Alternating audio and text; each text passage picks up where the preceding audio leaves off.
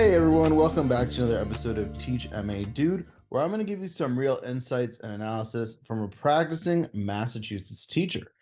Today we're going to talk about something interesting, especially as we get into hiring season, and that's educational recruiters. What are they, and what are some things that you really want to look out for? Spoiler alert, I'm going to tell you in this video that you actually should be very careful when you are working with educational recruiters, and I'm going to tell you exactly why. So to get started, what is an educational recruiter? So just like companies, schools either pay for an in-house recruiter to go and look on websites for potential candidates and kind of cold call or pitch to the candidates why they should apply to a certain position at the school.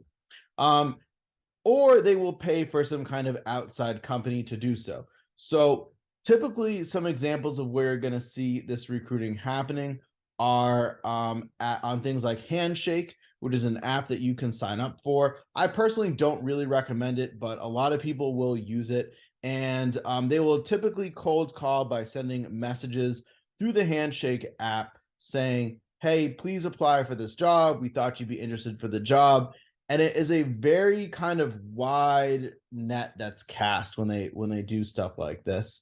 And other kind of websites you'll see is there are kind of you might call them like headhunting firms or kind of job placement agencies, and they will also work kind of a lot on behalf of a school to try and place teachers at the school.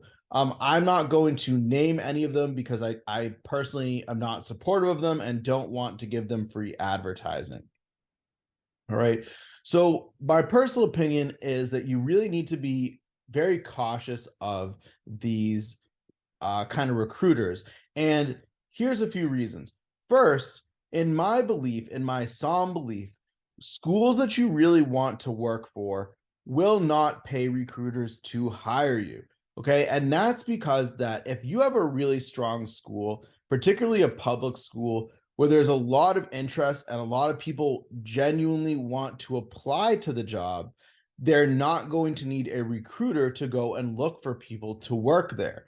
On the other hand, in my mind, the recruiter means that there's a lack of interest either in the school or in the job at that school. As a potential candidate, you should wonder why they need to resort to reaching out to people to get applicants for that job. In my opinion, that would send up a red flag. I have done a little bit of research on these kinds of school jobs, and I've kind of compared them against like websites like Glassdoor that collect and kind of show you reviews from actual employees. And in my experience, you are going to see fairly low ratings for these kinds of positions. And so that's a concern. Second, in my opinion, I found that recruiters can be very frustrating to work with. A lot of them, for example, cast a very wide net, as I said earlier. So you're going to get jobs that aren't actually tailored to your needs. I'm now going into almost a decade of teaching in high school settings, and I'm still getting people hitting me up, recruiters hitting me up, asking me for teaching fellowships that are typically given to people who have no teaching experience at all. I've got people offering me to move 2 states over or across the country. When if you think about it, someone with my level of experience, if I was really looking for a job, right, I'm in my 30s at this point, I might profile someone with my experience as likely someone who is starting a family, settling down, has been teaching for a while, very unlikely to move. But these people don't care. They're going to blast in order to see if they can get a hit. Again, in my opinion, a red flag. The other concern you want to think about is you want to ask yourself, why does a school put money into recruiting when they could put money into teacher salaries, classroom resources, student resources, other support staff, right? If you're hiring an in-house recruiter, That is a school psychologist you didn't hire. That's an adjustment counselor you didn't hire. That's a special ed teacher you didn't hire, right? All to get jobs where if you had a strong school that people genuinely wanted to apply to, you wouldn't need the recruiting.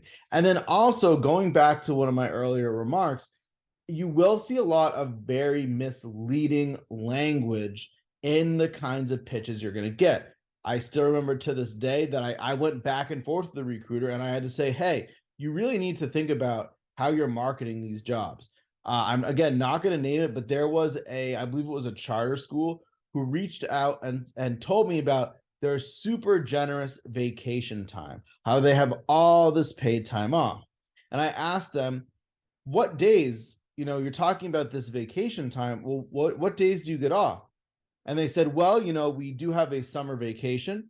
We have a week off in February, a week off in April, and a week off in December. We don't have Thanksgiving on either. Now, those of you who ever worked in a school knows that is these exact same days off that anyone gets. But they undermine themselves even more by saying we also start at the beginning of August. So they're actually giving you less time off for vacation than a typical school. Typically, in a public school in Massachusetts, you have all of July and all of August off. So they're sitting here talking about this generous vacation time, but they're actually giving you less vacation time than a traditional public school. And so I had to push back and say, hey, I think you should really be careful about how you're marketing this job, because I think your statement about paid time off is actually pretty deceptive. You're not really giving any more time than anyone else. Another recruiter I saw, more recently, again, I'm not going to say the name of the school because I don't want to give them any publicity here, frequently talks in their pitches about how they give quote unquote paid prep time. If you're a teacher, you would know that your prep time is always paid. So what they're trying to say is during the day, when you need a prep period to sit down, grade papers, prep lessons, etc., this school that's trying to recruit will pay you to do that. Well, fun fact, that's built into your salary expectations for any job, right? So where I work, they don't say, oh, clock out for your prep period because we're going to dock that off your paycheck. That doesn't happen. So again, it's another deceptive tactic. So in short, my personal opinion is you should not, if you are a prospective teacher, do not engage with educational recruiters. You are almost certainly not going to get a high quality job. You're almost certainly going to be told deceptive things that are either flat out untrue, misleading, or in general, not what you think they're going to be. And ultimately, you're going to end up unhappy. My personal recommendation, go on right now, if you haven't done it, go to a job board like School Spring, get an account on that, set up your profile, and start applying to jobs through there. You're going to get a nice, healthy range of different kinds of jobs. And while I don't think any school is perfect, I think if you do the research and think about some of the other videos I've made about how to really see what's a good school for you, you're going to find something that works. But again, maybe there's something I'm missing. Again, there's always, room for my own improvement and things I can learn. So please, folks, feel free to like, subscribe, and leave a comment so we can keep the conversation going. Again, this has been Teach MA Dude talking to you about educational recruiting here in the Commonwealth of Massachusetts. Thanks again for watching and have a wonderful day.